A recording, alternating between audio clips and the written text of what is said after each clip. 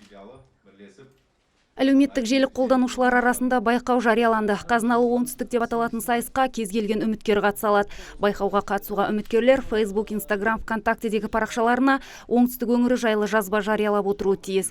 Жалпы берілген 10 номинацияның әрқайсысында әртүрлі тақырып қамтылған.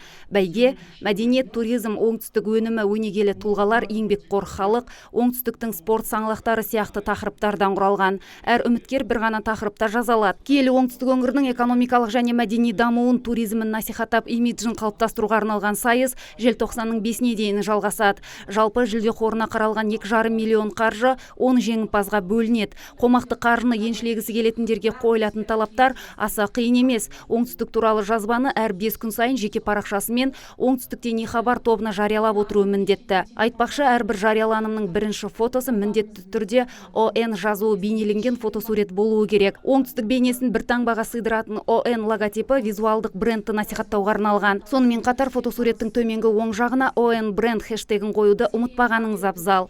Ұйымдастырушылар ең көп лайк жинап, репостталған қанша оқырманның назарын аудара білгеніне мән беріледі деп отыр.